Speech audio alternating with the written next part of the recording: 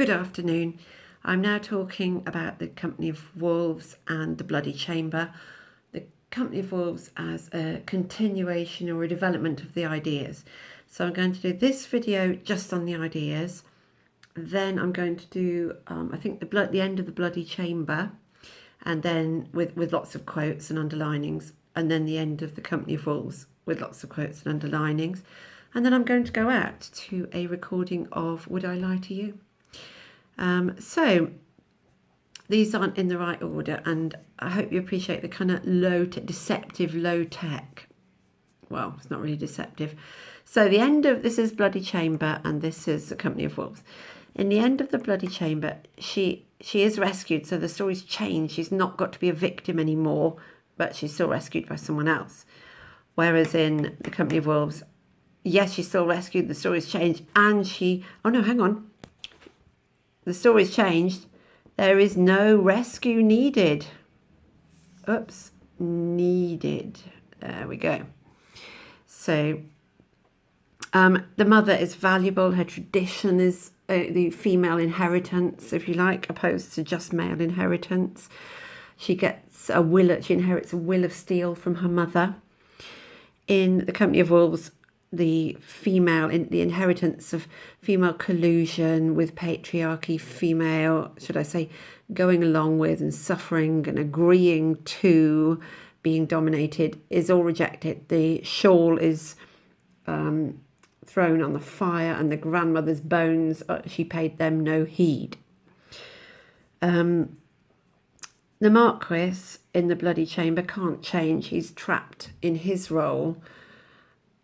Whereas the wolf in the similar character, the antagonist, the wolf in the Company of Wolves, does change. Her actions allow him to change, and he becomes tender. So the big bad uber masculine character, in one he has to be killed off, can't change, but in the other he changes, and it's her actions. It's women. Like, if women change, men can too. You need to change. It's not just men that need to change, it's women that need to change too. Stop colluding, please. She's naked in the Bloody Chamber when she's about to have her head chopped off, and that nakedness signifies, which you all know it means that she's vulnerable. Well, one of the meanings of her nakedness is that she's vulnerable.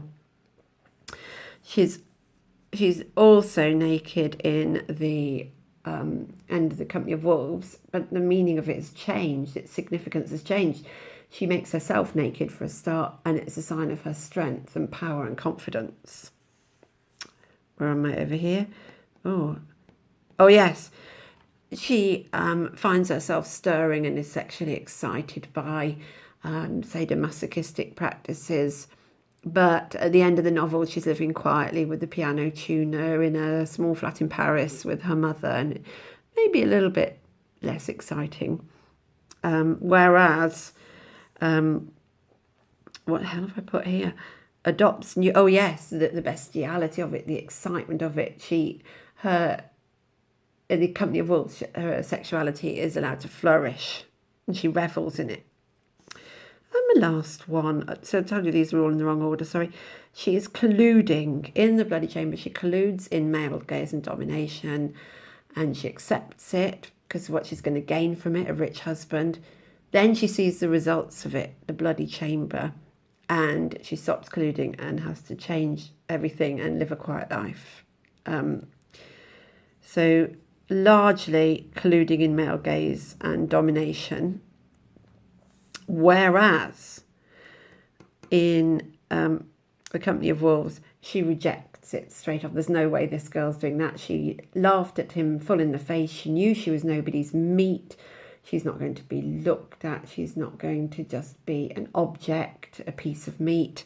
Whereas the narrator in the Bloody Chamber was well aware that she was a piece of meat. She was horse flesh. She was cuts on the slab. But it was a price she was prepared to pay. So I will be going through those ideas in two stories in my next two videos. I think this one's been a really